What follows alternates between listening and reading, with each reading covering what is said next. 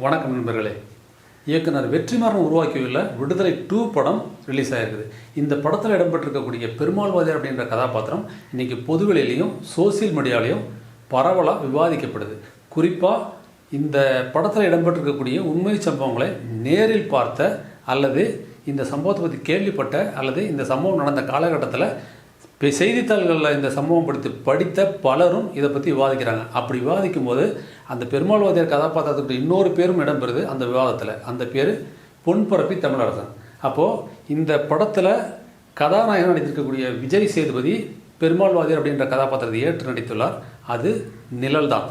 அப்போ நிஜ பெருமாள் வாத்தியார் யார், இந்த பொன்பரப்பி தமிழரசன் யார், இவங்க ரெண்டு பேர்த்துடைய பின்னணி என்ன, ஏன் இந்த அளவுக்கு இவங்களை பற்றி இன்றைக்கி எல்லாரும் விவாதமாக பேசுகிறாங்க. விவாதத்தில் இடம்பெற்றக்கூடிய இந்த முக்கியமான 2 பேர்களுடைய பின்னணி என்ன, அவர்கள் யார் என்பதை பற்றி தான் இந்த வீடியோவில் பேச போகிறோம். பேசுவதற்கு நிறைய இருக்கிறது, பேசலாம். ஹாய், நான் பாபு சீனிவாசன், ஜேர்னலிஸ்ட். செய்தித்தாள் படிக்கக்கூடிய பழக்கமுள்ள 50 வயது கடந்த எல்லாருக்குமே ரொம்ப பரிச்சயமான பேர் பொன்பரப்பி தமிழரசன், புலவர் கலியபெருமாள். புலவர் கலியபெருமாள் அவரை பொறுத்த வரைக்கும் கடலூர் மாவட்டம் பெண்ணாடத்தை அடுத்த சவுந்திர சோழவரம் கிராமத்தில் அவர் பிறந்தார். அடிப்படையில் தமிழாசிரியரான அவர் 1960 காலகட்டத்தில் அரியலூர் மாவட்டம் பொன்பரப்பியில் ஒரு தமிழாசிரியர் வேலை பார்த்துட்டு இருந்தார். அவர் வேலை பார்த்த இடத்துலையும் சரி, அவர் வாழ்ந்த இடத்துலையும் சரி, சாதியத்துக்கு எதிரான சாதிய கொடுமைகள் நிறையா நடந்துச்சு. ஆனால் சாதியத்துக்கு எதிரான மனநிலையில் கலியபெருமாள் இருந்தார். இதனால் அவர் பெரியார் நடத்தின அந்த சாதியத்துக்கு எதிரான போராட்டங்களில் ஈர்க்கப்பட்டு அவர் திராவிடர் கழகத்தில் சேர்ந்தார். அதுக்கப்புறமா பொது உடைமை தத்துவத்தால் ஈர்க்கப்பட்ட கலியபெருமாள் கம்யூனிஸ்ட் கட்சியில் சேர்றார், மார்க்சிஸ்ட் கம்யூனிஸ்ட் கட்சியில். ஆனால் அந்த மார்க்சிஸ்ட் கம்யூனிஸ்ட் கட்சியை பொறுத்த வரைக்கும் புரட்சி அப்படின்ற ஒரு வார்த்தை அது வெறும் செயல் வடிவமே பெறல, வெறும் பேரளவில் மட்டும்தான் இருக்குது அப்படின்ற அந்த அதிருப்தியில் அந்த கட்சி 2ஆக உடைஞ்சது. அந்த 2ஆக உடைஞ்ச சமயத்தில் அகில இந்திய அளவில் சார் மஜூம்தார் அப்படின்றவர் இந்திய பொது உடைமை கட்சி மார்க்சிஸ்ட் லெனினிஸ்ட் அப்படின்ற ஒரு பிரிவை தொடங்கினார். அந்த கட்சியினுடைய தமிழ்நாட்டு பிரிவை தொடங்கினதில் மிக முக்கியமான ஆள் இந்த புலவர் கலியபெருமாள். இந்த புலவர் கலியபெருமாள் இந்த கட்சி தமிழ்நாட்டில் தொடங்கி ரொம்ப தீவிரமாக போராட்டத்தில் ஈடுபட்டு இருந்தார். அதாவது சாதியத்துக்கு எதிரான பிரச்சனைகள், அதாவது தொழிலாளருடைய கூலி பிரச்சனை, இந்த மாதிரி மிக முக்கியமான மக்கள் சந்திக்கக்கூடிய இந்த பிரச்சனைகளுக்காக பெரும் போராட்டங்கள் எடுத்து முன்னெடுத்து நடத்திட்டு இருந்தார். ஆனால் இந்த சமயத்தில் தான் அவர் மஜூம்தார், அதாவது அந்த மார்க்சிஸ்ட் லெனினிஸ்ட் கட்சியினுடைய தலைவர், அவர் ஒரு அறைகோல் விடுத்தார். குறிப்பாக மாணவர்களுக்கு ஒரு கட்சியினுடைய உறுப்பினர்களுக்கும் ஒரு பெரிய அறைகோல் விடுத்தார். அந்த அறைகோலை அவர் விடுக்கிற வரைக்கும், அதாவது வசந்தத்தின் இடிமுழக்கம் அப்படின்ற பேரும் ஒரு அறைகோல் விடுத்தார். அது வரைக்கும் அம்பியாவே இருந்த கலியபெருமாள் இந்த அறைகோலுக்கு அப்புறம் அந்நியனாக உருவெடுத்தார். எப்படி பார்ப்போம். கட்சித் தலைவர் சாரு மஜூம்தார் அவர் விடுத்த வசந்தத்தின் இடிமுழக்கம் அப்படின்ற அந்த அறைகோலை ஏற்றுக்கிட்ட கலியபெருமாள் அவர் என்ன பண்ணார், அதுவரை நடத்திக்கிட்டு வந்த அவருடைய போராட்டங்களை அடுத்த கட்டத்துக்கு இன்னும் தீவிரமாக நடத்துறதுக்கு நகர்த்தினார். இதுக்காக அவர் அறுவடை இயக்கம் அப்படின்ட்டு ஒரு இயக்கத்தை தொடங்கினார். அதனுடைய நோக்கம் என்னென்னா, இருக்கிறவங்ககிட்ட இருந்த செல்வத்தை பிடுங்கி இல்லாதவங்கள்ட்ட கொடுக்கறது. இதுக்காக அவர் என்ன பண்ணார்னா, விவசாய தின கூலிகளை தான் கூட சேர்த்துக்கிட்டு ராத்திரியோட ராத்திரியாக இந்த நிலப்பிரபுக்கள் பண்ணையார்களுடைய விளைநிலங்களுக்கு உள்ளே பூந்தார். ராத்திரியோட ராத்திரியாக விளைநிலங்களுக்கு புகுந்து அங்கே இருக்கக்கூடிய விளைபொருட்களை அறுவடை செஞ்சு எடுத்துகிட்டு வந்து இல்லாத ஏழை பாளையங்களுக்கு அது இலவசமாகவே சப்ளை பண்ணார். அந்த மாதிரி விநியோகம் செஞ்சார். இது அந்த காலகட்டத்தில் இந்த அறுவடை இயக்கம் அப்படின்றது மக்கள் மத்தியில் மிக பிரபலமாக மிக பேசுபொருளாக இருந்த ஒரு இயக்கம் அது அறுவடை இயக்கம். அந்த மாதிரி அவர் தொடர்ந்து அதை செஞ்சுக்கிட்டு இருந்தார்.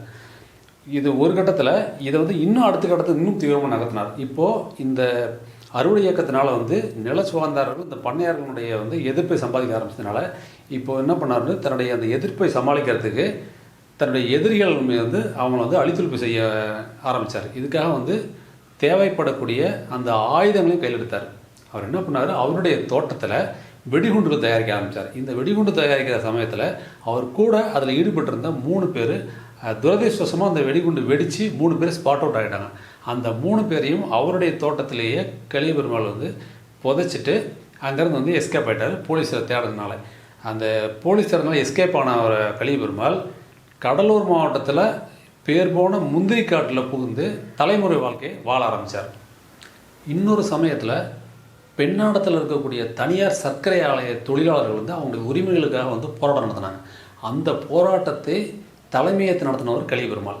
அப்படி அந்த போராட்டம் நடக்கும்போது வந்து கலியபெருமாள் தலைமையில் நடந்த இந்த போராட்டத்தின் மூலிமா அந்த சர்க்கரையாலையில் வேலை செஞ்ச தொழிலாளர்கள் வந்து வேலை நிறுத்தம் செஞ்சாங்க. இதனால் அந்த போராட்டத்தை ஒடுக்க முடியாமல் ஒரு கட்டத்தில் வந்து கடுப்பான அந்த ஆலை நிறுவனம் என்ன பண்ணாங்க, கலியபெருமாளை கொலை செய்யறதுக்கு முயற்சி செஞ்சு பல முறை முயற்சி செஞ்சாங்க. ஒரு முறை கூட அவங்களால வந்து அதில் வெற்றி பெற முடியல. வேறு வழியே இல்லாமல் கடைசியில் அவங்க இறங்கி வந்தாங்க. என்ன பண்ணாங்கனாக்க, கலியபெருமாளுடைய வீட்டுக்கு போயிட்டு, அதாவது 1970 காலகட்டம் அப்போவே போயிட்டு 20 லட்ச ரூபா பணத்தை வந்து கலியபெருமாள் வீட்டில் வந்து அவங்க கொடுத்தாங்க. ஆனால் அந்த பணத்தை வந்து வாங்கி அவங்க கலியபெருமாளுடைய ஒய்ஃப் வந்து தூக்கி அவங்க முகத்தில் விட்டறிஞ்சாங்க அப்படின்னு சொல்லுவாங்க.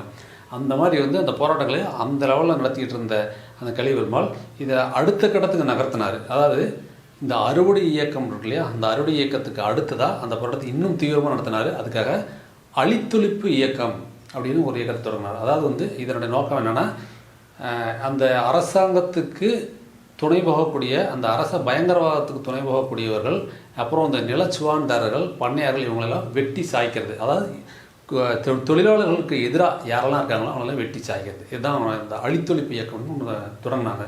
இந்த அழித்தொழிப்பு இயக்கம் தொடங்கின காலகட்டத்தில் தான் அந்த ஏற்கனவே வந்து மஜும்தார் வந்து அவருடைய அழைப்பை ஏற்று இந்த கட்சியில் இணைந்த பல மாணவர்கள் ஒருத்தர் தான் பொன்பரப்பி தமிழரசன். இந்த பொன்பரப்பி தமிழரசனுக்கு வந்து இப்போது கலியபெருமாளுடைய தொடர்பு கிடைக்குது. இந்த தொடர்பு கிடைச்சவர் கூட அவங்களுடைய 2 பேத்துக்கு உண்டான நட்பு ரொம்ப இறுக்கமாகுது, ரொம்ப நெருக்கமாக பழக ஆரம்பிக்கிறாங்க. இந்த சமயத்தில் தான் இந்த அழித்தொழிப்பு இயக்கத்தினுடைய ஒரு கட்டமாக இந்த தோட்டத்தில் வந்து வெடிகுண்டு தயாரித்தாங்க இல்லையா, கலியபெருமானுடைய தோட்டத்தில். அப்போ 3 பேர் இறந்து போனாங்க இல்லையா, அந்த விஷயத்தை போலீஸுக்கு போட்டு கொடுத்த ஒருத்தரை இவர் தமிழரசன் வந்து வெட்டி கொலை செஞ்சார். இதுதான் இந்த அழித்தொழிப்பு இயக்கத்துக்கு ஒரு சின்ன உதாரணம். இந்த மாதிரி வந்து இவங்களுடைய இந்த அதிதீவிரமான இந்த தாக்குதல், இந்த கொலை செய்கிறது, இந்த அழித்தொழிப்பு இயக்கம்ன்றது ரொம்ப வேகமாக நடந்துருச்சு. அதனால் போலீஸ் வந்து அவங்கள தீவிரமாக தேட ஆரம்பித்தாங்க. அந்த சமயத்தில் இவங்க 2 பேருமே வந்து அங்கே இருக்கக்கூடிய முந்திரி காடுகள் வந்து ஒளிஞ்சு மறைஞ்சு வாழ ஆரம்பித்தாங்க.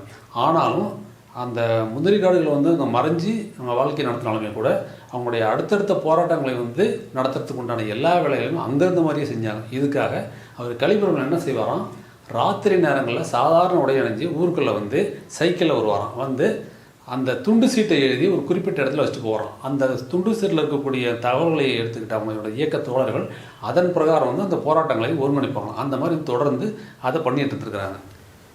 கலியபெருமாள் அண்ட் கோ அவங்களுடைய இன்னொரு மிக மூர்க்கமான ஒரு தாக்குதல் எது அப்படின்னா, அரியலூர் மாவட்டம் மருதையாற்று ரயில் பாலத்திலிருந்து குண்டு வச்சு தகர்த்தது தான். இந்த சம்பவத்தில் ரயில் விபத்து ஏற்பட்டு, அவங்க பாலத்தை தகர்த்தது மூலிமா ரயில் விபத்து ஏற்பட்டு 26 பேர் செத்து போனாங்க. நீங்கள் விடுதலை படம் பார்ட் 1 பார்த்துருந்தீங்கன்னா தெரியும். அந்த படம் ஆரம்பித்த உடனே முதல்ல ஒரு ட்ரெயின் ஆக்சிடென்ட் காமிப்பாங்க. அந்த ட்ரெயின் ஆக்சிடென்ட் வந்து இந்த சம்பவத்தினுடைய நகல் தான் அது. அந்த மாதிரி இந்த சம்பவத்தில் வந்து அவங்க நடத்தி முடித்ததுக்கப்புறம், ஆனால் இதே போல் போராட்டங்களை இதே போல் வந்து தாக்குதல் தொடர்ந்து நடத்துறதுக்கு அவங்களுக்கு பொருள் உதவி தேவைப்படுது. இதுக்காக அவங்க அடுத்தது என்ன பண்ணாங்க, வங்கிகளை கொள்ளையடிக்க ஆரம்பித்தாங்க. அதில் மிக முக்கியமான ஆளாக இருந்தது பொன்பரப்பி தமிழரசன். அவர் அந்த மாதிரி வந்து அந்த செயலில் ஈடுபடும் போது ஒரு வங்கியில் ஒரு 5 பேர் இவருடைய தலைமையில் புகுந்து கொள்ளையடிக்க முற்பட்ட போது அங்கே அது பொதுமக்களுடைய ஆதரவை பெறாமல் போயிடுச்சு. அதனால் பொதுமக்களே அந்த வங்கிக்குள்ளே அவங்க நுழையும் போது வந்து அந்த கொள்ளை முயற்சி ஈடுபடும் போது கல்லால் அடித்து அவன் 5 பேரும் கொலை செஞ்சாங்க. இந்த மாதிரி ஒரு சம்பவமும் அதில் வந்து நடந்து அதில் தான் பொன்பரப்பி தமிழரசன் இறந்து போனார்.